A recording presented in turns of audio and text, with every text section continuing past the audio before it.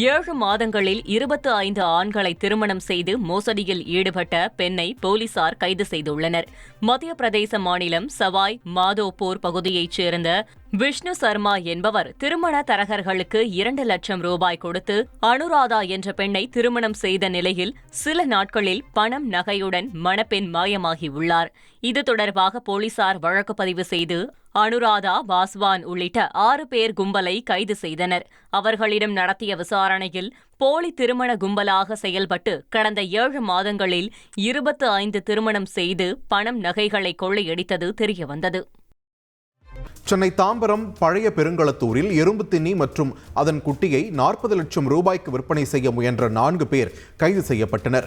கையில் வித்தியாசமான உயிரினத்துடன் 3 நபர்கள் சந்தேகத்திற்கிடமாக நிற்பதாக சென்னை வனத்துறையினருக்கு தகவல் வந்ததன் அடிப்படையில் தாம்பரம் வன உயிரின குற்றத்தடுப்பு பிரிவு காவலர்கள் மற்றும் வனத்துறையினர் சம்பவ இடத்திற்கு சென்று அவர்களை மடக்கி பிடித்தனர்.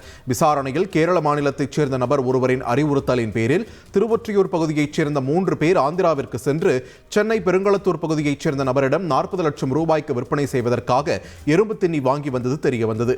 எறும்பு தின்னியை வாங்க தயாராக இருந்த நபர் குறித்து அதிகாரிகள் தீவிர விசாரணை மேற்கொண்டு வருகின்றனர்.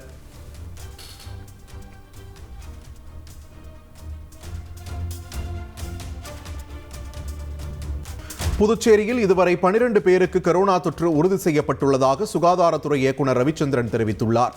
கரோனாவால் பாதிக்கப்பட்டவர்கள் 3 நாள் சிகிச்சைக்கு பிறகு குணமாகி விடுவார்கள் என்றும் பாதிக்கப்பட்டவர்கள் அரசு மருத்துவமனைகளில் தனிமைப்படுத்தப்பட்டு சிகிச்சை பெற்று வருவதாகவும் அவர் தெரிவித்தார். முன்னெச்சரிக்கை நடவடிக்கையாக கோரிமேடு டிபி மருத்துவமனையில் 10 ஐசியு படுக்கைகள், 2 வெண்டிலேட்டர்கள் தயார் நிலையில் உள்ள நிலையில் பொதுமக்கள் அச்சப்பட தேவையில்லை என்றும் அவர் அறிவுறுத்தியுள்ளார்.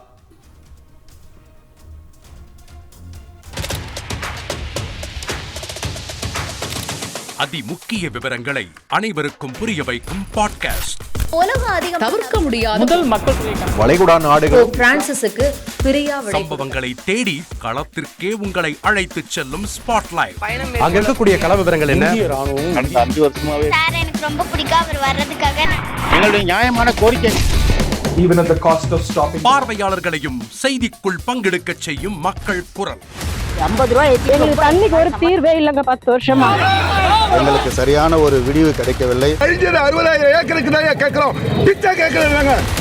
புத்தம் புதிதாக வித்தியாசமாக பாகிஸ்தான்லயே 4 இடம் என்ன படிக்கலாம்ன்றதுல பேரண்ட்ஸும் என்கரேஜ் பண்ணணும், ஸ்டூடெண்ட்ஸும் தேர்வு செஞ்சு.